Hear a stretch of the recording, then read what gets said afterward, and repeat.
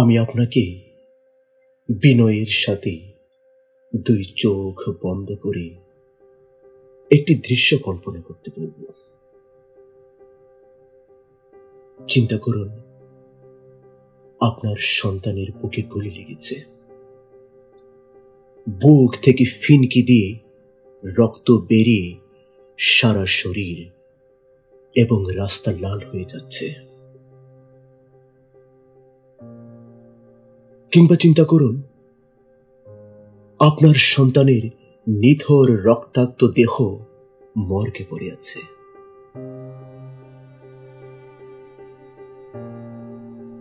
অথবা চিন্তা করুন, রিকশায় আপনার সন্তানের লাশ 4 ঘন্টা ধরে ঢাকার রাস্তায় রাস্তায় ঘুরছে।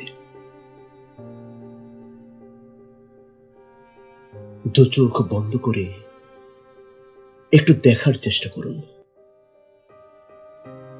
দরজায় এসেছে আপনার সন্তানের লাশ, বুকটা ঝাঁঝরা হয়ে গেছে ব্রাশ ফায়ারে।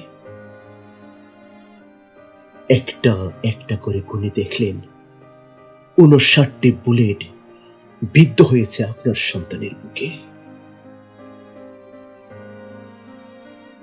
তখন আপনি কি বলবেন? না, এত বেশি আশা করে লাভ নাই, দেশে পরিবর্তন আসবে ধীরে ধীরে, আপাতত নির্বাচন হোক, আস্তে আস্তে সব ঠিক হয়ে যাবে। আপনি কি তাই বলবেন? নিজের সন্তানের জীবনের বিনিময়ে আপনি এসব মেনে নেবেন? আমি আপনাকে যা চিন্তা করতে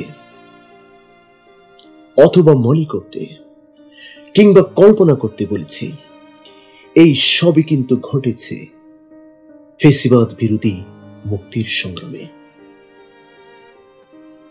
আমরা ভুলে যাব না, আমরা হাল ছেড়ে দেব না, আমরা বিশ্রাম নেব না, যতক্ষণ না পর্যন্ত আমাদের সন্তানদের রক্তস্নাত ভূমিতে সাম্যের, মর্যাদার, ন্যায়ের সমৃদ্ধ বাংলাদেশ নির্মিত না হয়।